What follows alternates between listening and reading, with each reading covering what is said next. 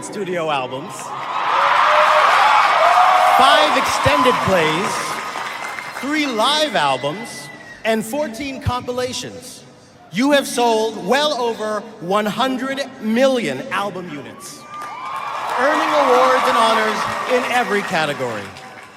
You have used the remarkable platform you earned to galvanize support for the Equality Act, to prevent discrimination on the basis of sexual orientation and gender identity. And you have spoken out, and you have supported initiatives to protect women and girls from harassment and sexual assault. You have donated significantly to victims of floods and tornadoes, for cancer research, literacy programs for children, and public education. You have fearlessly challenged the exploitation of music artists and successfully championed their right to be compensated for their work.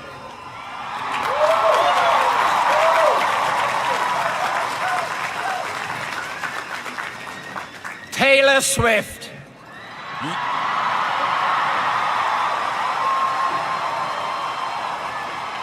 You are a role model across the world for your unprecedented talent and accomplishment, your fierce advocacy for protection of those facing discrimination, and your commitment to speaking out forcefully, eloquently, and effectively on behalf of all artists.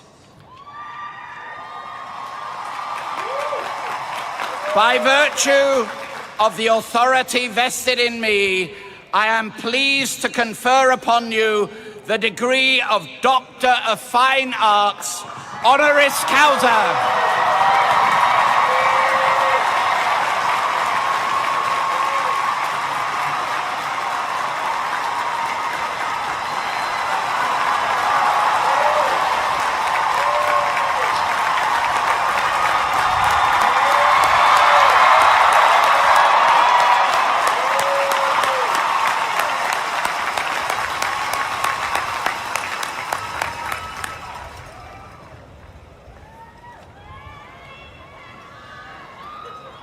I am now pleased to introduce Taylor Swift, who will respond on behalf of the honorary degree recipients.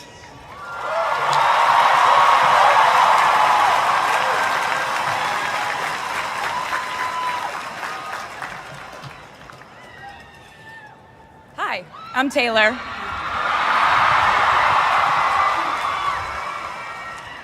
Last time I was in a stadium this size, I was dancing in heels and wearing a glittery leotard. This outfit is much more comfortable. I would like to say a huge thank you to NYU's Chairman of the Board of Trustees, Bill Berkeley, and all the trustees and members of the board, NYU's President Andrew Hamilton, Provost Catherine Fleming, and the faculty and alumni here today who have made this day possible. I feel so proud to share this day with my fellow honorees, Susan Hockfield and Felix Matos Rodriguez, who humble me with the ways they improve our world with their work.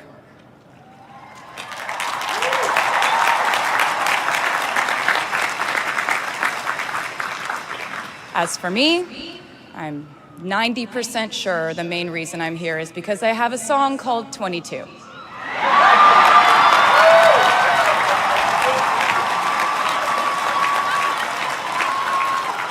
And let me just say, I am elated to be here with you today as we celebrate and graduate New York University's class of 2022.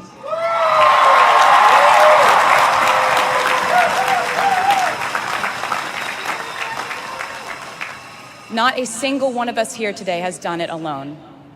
We are each a patchwork quilt of those who have loved us, those who have believed in our futures, those who showed us empathy and kindness, or told us the truth, even when it wasn't easy to hear. Those who told us we could do it when there was absolutely no proof of that. Someone read stories to you and taught you to dream and offered up some moral code of right and wrong for you to try and live by. Someone tried their best to explain every concept in this insanely complex world to the child that was you as you asked a bazillion questions like, how does the moon work? And why can we eat salad but not grass? And maybe they didn't do it perfectly. No one ever can. Maybe they aren't with us anymore. In that case, I hope you'll remember them today. If they are in this stadium, I hope you'll find your own way to express your gratitude for all the steps and missteps that have led us to this common destination.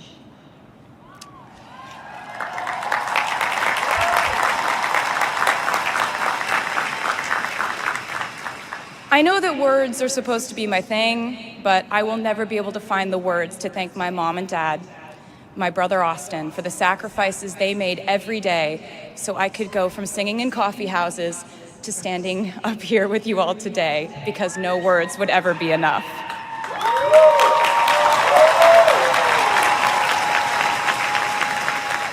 To all the incredible parents, family members, mentors, teachers, allies, friends, and loved ones here today who have supported these students in their pursuit of educational enrichment, let me say to you now, welcome to New York. It's been waiting for you.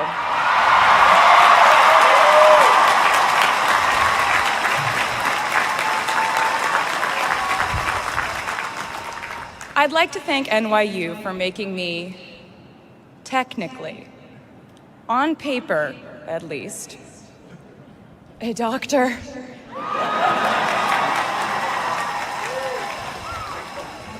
Not the type of doctor you would want around in case of an emergency. Unless your specific emergency was that you desperately needed to hear a song with a catchy hook and an intensely cathartic bridge section.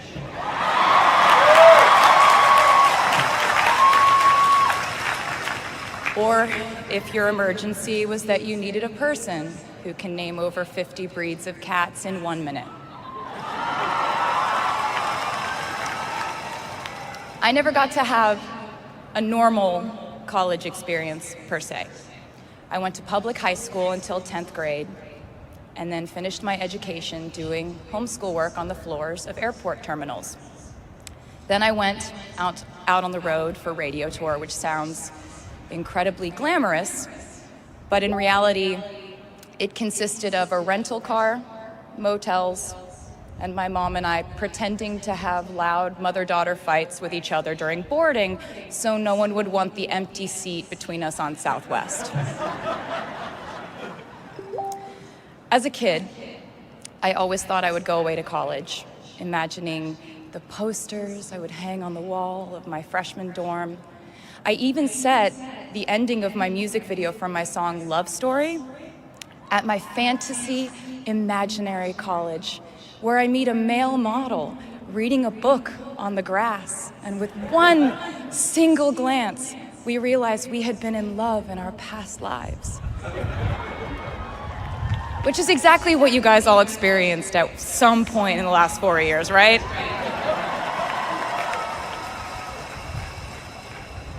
But I really can't complain about not having a normal college experience to you, because you went to NYU during a global pandemic, being essentially locked into your dorms and having to do classes over Zoom. Everyone in college during normal times stresses about test scores. But on top of that, you also had to pass like 1,000 COVID tests. I imagine the idea of a normal college experience was all you wanted too. But in this case, you and I both learned that you don't always get all the things in the bag that you selected from the menu in the delivery service that is life. You get what you get. And as I would like to say to you, wholeheartedly, you should be very proud of what you've done with it. Today, you leave New York University and then go out into the world searching what's next. And so will I.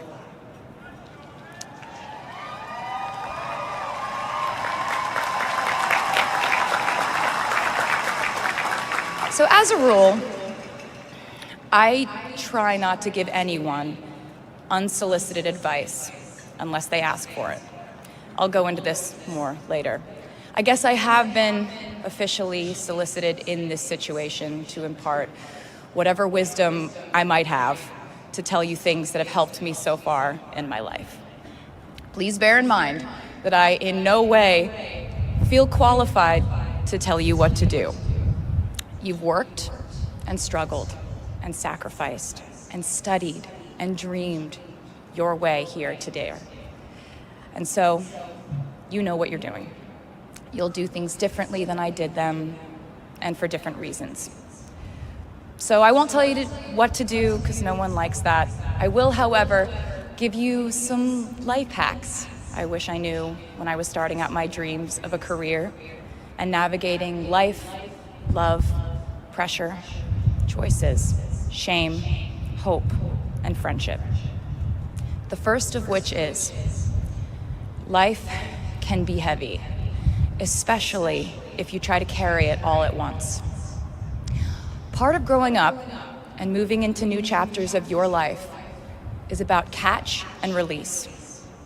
What I mean by that is knowing what things to keep and what things to release. You can't carry all things, all grudges, all updates on your ex, all enviable promotions your school bully got at the hedge fund his uncle started. Decide what is yours to hold and let the rest go. Oftentimes, the good things in your life are lighter anyway, so there's more room for them. One toxic relationship can outweigh so many wonderful, simple joys. You get to pick what your life has time and room for. Be discerning. Secondly, learn to live alongside cringe. No matter how hard you try to avoid being cringe, you will look back on your life and cringe retrospectively.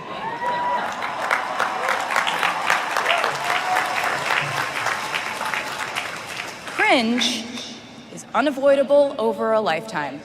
Even the term cringe might someday be deemed cringe. I promise you, you're probably doing or wearing something right now that you will look back on later and find revolting and hilarious. You can't avoid it, so don't try to. For example, I had a phase where, for the entirety of 2012, I dressed like a 1950s housewife. But you know what? I was having fun. Trends and phases are fun. Looking back and laughing is fun. And while we're talking about things that make us squirm but really shouldn't, I'd like to say I'm a big advocate for not hiding your enthusiasm for things.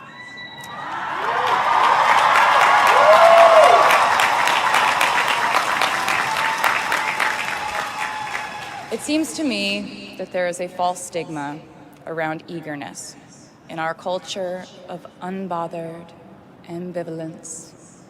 This outlook perpetuates the idea that it's not cool to want it, that people who don't try are fundamentally more chic than people who do. And I wouldn't know because I've been a lot of things, but I've never been an expert on chic, but I'm the one who's up here, so you have to listen to me when I say this. Never be ashamed of trying. Effortlessness is a myth. The people who wanted it the least were the ones I wanted to date and be friends with in high school. The people who want it the most are the people I now hire to work for my company.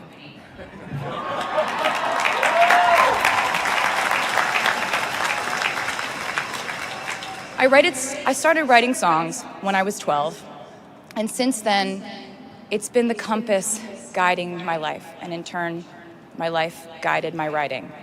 Everything I do is just an extension of my writing, whether it's directing videos or a short film, creating the visuals for a tour, or standing on a stage performing. Everything is connected by my love of the craft, the thrill of working through ideas and narrowing them down and polishing it all up in the end, editing, waking up in the middle of the night, throwing out the old idea because you just thought of a newer, better one, or a plot device that ties the whole thing together. There's a reason they call it a hook.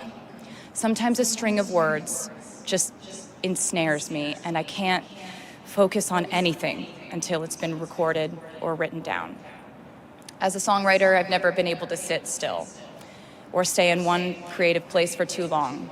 I've made and released 11 albums, and in the process, I've switched genre from country to pop to alternative to folk. And this might sound like a very songwriter-centric line of discussion, but in a way, I really do think we are all writers. And most of us write in a different voice for different situations. You write differently in your Instagram stories than you do your senior thesis. You send a different type of email to your boss than you do your best friend from home. We are all literary chameleons, and I think it's fascinating. It's just a continuation of the idea that we are so many things all the time. And I know it can be really overwhelming figuring out who to be and when, who you are now, and how to act in order to get where you want to go. I have some good news.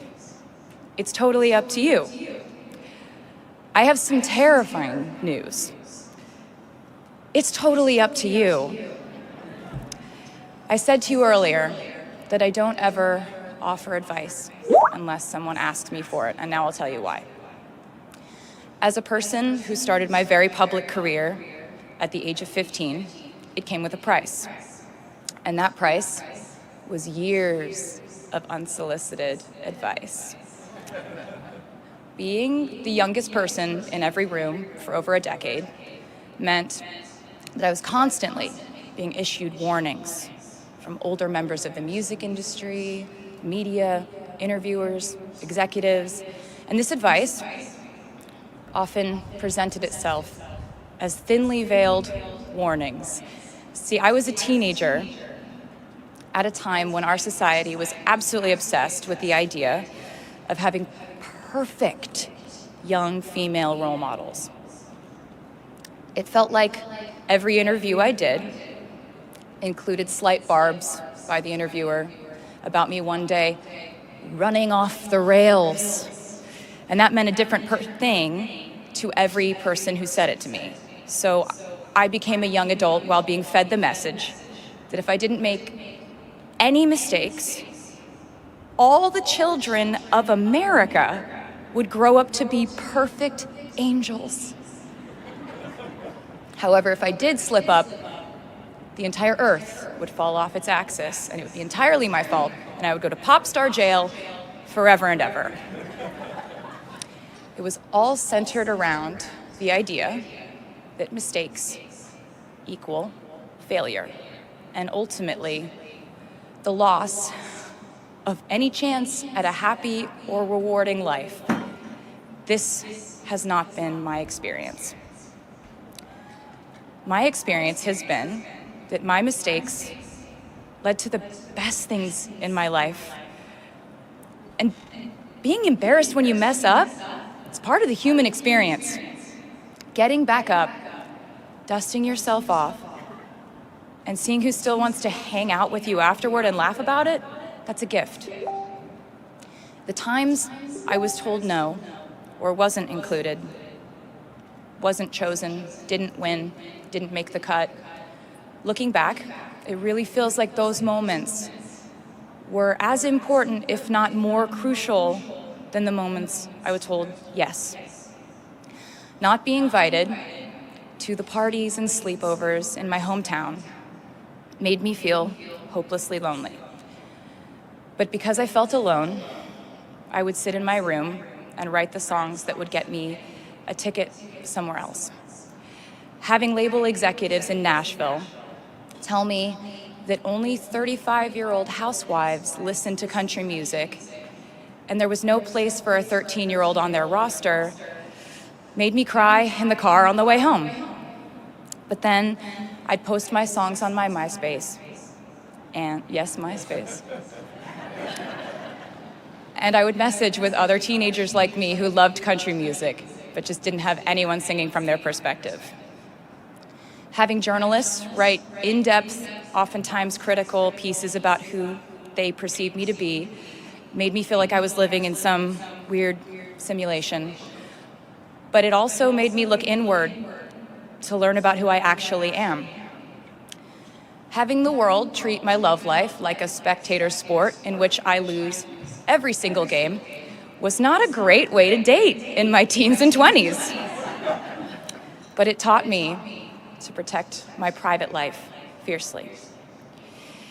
Being publicly humiliated over and over again at a young age was excruciatingly painful, but it forced me to devalue the ridiculous notion of minute-by-minute, ever-fluctuating social relevance and likability.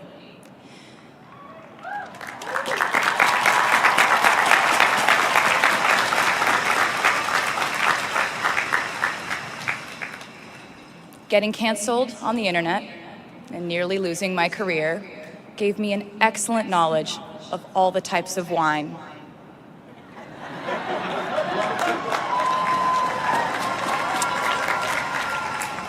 I know I sound like a consummate optimist, but I'm really not. I lose perspective all the time. Sometimes everything just feels completely pointless. I know the pressure of living your life through the lens of perfectionism. And I know that I'm talking to a group of perfectionists because you are here today graduating from NYU.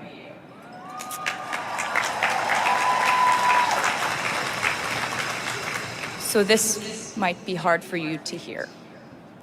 In your life, you will inevitably misspeak, trust the wrong person, underreact, overreact, hurt the people who didn't deserve it, overthink, not think at all, self-sabotage, create a reality where only your experience exists, ruin perfectly good moments for yourself and others, deny any wrongdoing, not take the steps to make it right, feel very guilty, let the guilt eat at you, hit rock bottom, finally address the pain you caused, try to do better next time, rinse, repeat.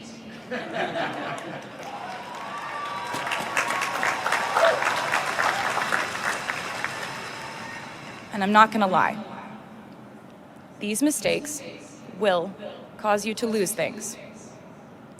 I'm trying to tell you that losing things doesn't just mean losing.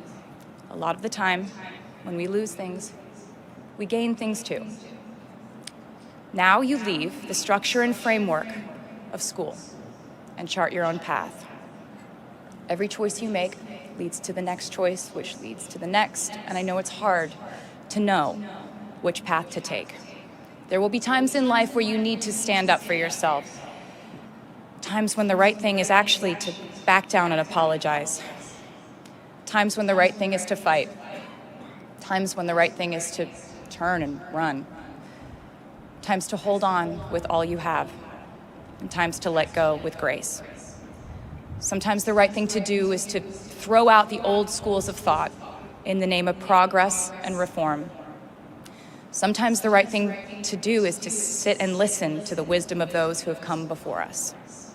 How will you know what the right choice is in these crucial moments? You won't. How do I give advice to this many people about their life choices? I won't. The scary news is you're on your own now. But the cool news is you're on your own now.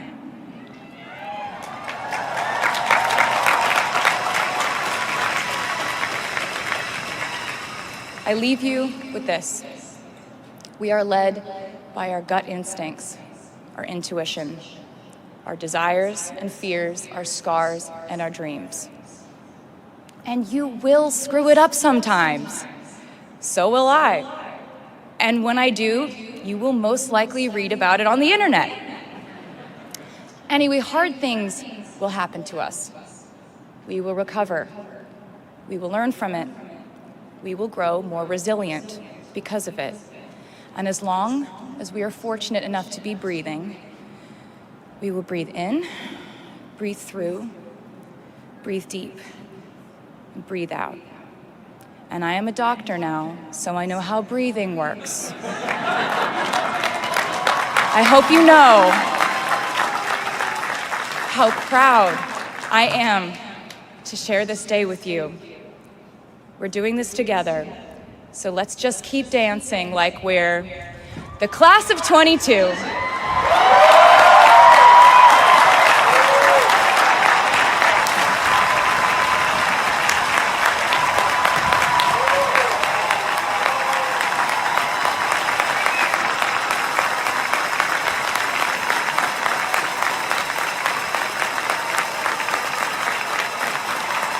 Please welcome the Steinhardt Singers with a tribute to New York City and the class of 2022.